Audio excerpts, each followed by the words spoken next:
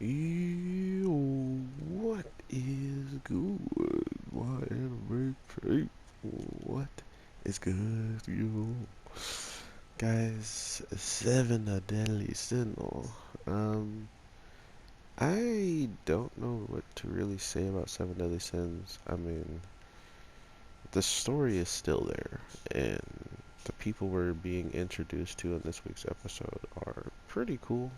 Um, but it just comes to the fact of like, do we really care? You know what I mean? Like, in the case of how things look, do we really care to see more? I thought they were really going to go in on Escanor's fight with Meliodas, graphically wise, and I feel like they definitely dropped the ball with just how big of a fight that was potentially going to be, and then what it turned out to be.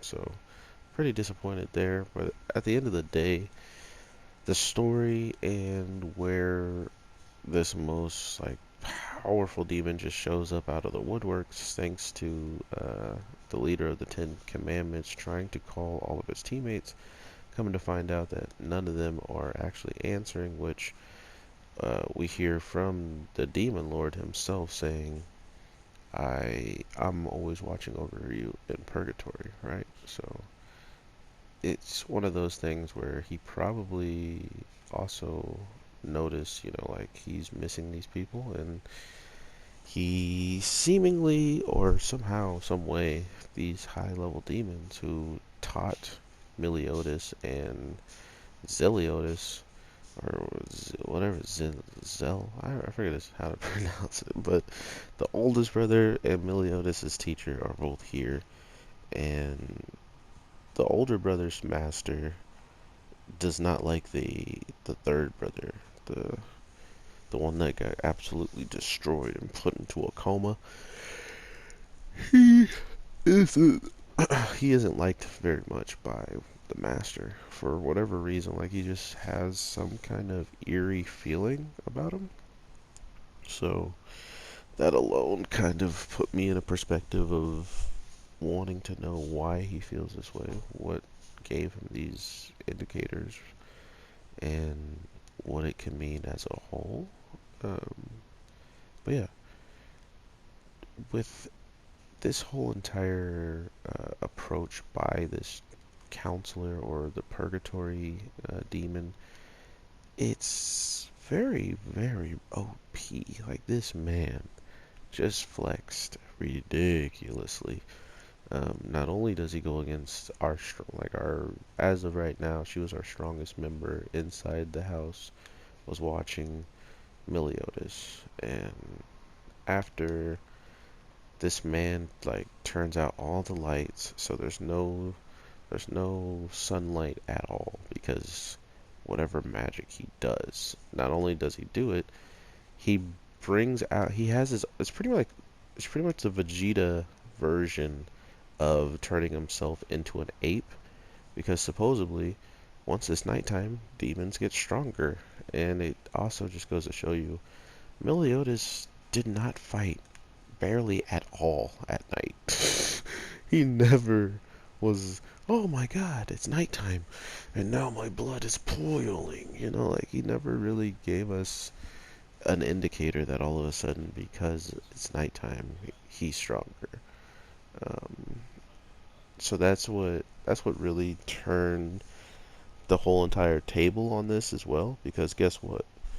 The person that is capable of being ridiculously strong and taking out Meliodas needs sunlight. So it's a direct counter to having one of the most broken people in the show up. And I think that was a clever way of doing it. I mean, he's already been ridiculously injured. I'm guessing Elizabeth could have healed him before going into the bubble, which by the markings on his body and all the scuffles and stuff, still looks like she didn't. Like she was just so selfishly worried about Meliodas, um, that she didn't even heal someone that was actually the reason why Meliodas didn't go any farther than he was going to in destroying and wrecking stuff. So yeah, just don't heal that guy. But overall, the flex that this old man does is by showing up on Marlin, our baby girl, our strongest of the strong, and just making her look like an absolute fool. Not only does he show up and break the bubble that Meliodas is sitting in, the perfect cube that was capable of withstanding the battle with uh, Escanar or Escanar and Meliodas, he then just can't does absolute cancel and destroys it, popping it like a bubble, as Hawk would say. And that was so dirty because this perfect cube has had some really big things going for it in the case of being one of her go-to protective skills. Like, for instance, one of the Ten Commandments was chopping away at it and couldn't even get in, you know? So it's that type of stuff that gives you this obvious understanding of just how ridiculously broken she was. And then to have that absolutely canceled out in a matter of seconds. And then she tries to attack knowing her cube is broken, and this man doing full counter on her because he is Meliodas' teacher and the one who actually taught him that technique. Blew my mind.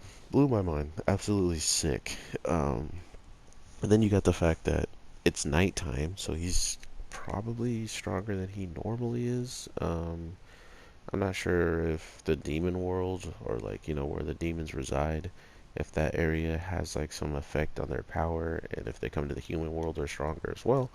You know, there's a lot of things they can just keep adding on because it's not really touched upon ever, because Meliodas didn't even want to be considered a demon in the grand scheme of around his friends. They didn't need to know that aspect. They just needed to know that he was the captain and he was always on their team. And now that they know exactly what he is, a full-blown demon. It's not like he's half or something, unless that's something else we learned. Meliodas was birthed by the Demon King and an angel. I would not be surprised at this point. Like, I've seen so much pop off in this show that I didn't expect already, that would not even surprise me in the slightest if Meliodas has some weird connection with another deity in his bloodline or something. But above the point, him showing up and absolutely about to annihilate the seven sins is crazy because he's about to do it solo. And none of them, like, he's like reading their power levels out loud, and he's just like, oh, you guys ain't really, like, okay, like, I guess you guys are the seven deadly sins, oh no. You know, like, he didn't seem concerned at all, including seeing how he just took out one of them that had perfect cube and was capable, like, she used the worst spell, I feel like, against him. I mean, unless it was gonna turn him into a kid, she was gonna use something on a demon who could be, you know, like, ridiculously old. See how they have seven hearts to just kind of fluctuate through in their living cycle. So these are the types of things I'm looking forward to finding out more about. What the demons have going for them and what they don't. 1 second, and I definitely want to hear what you guys are thinking. Let me know in the comments down below, and I will talk to you in the next one. So with that, peace.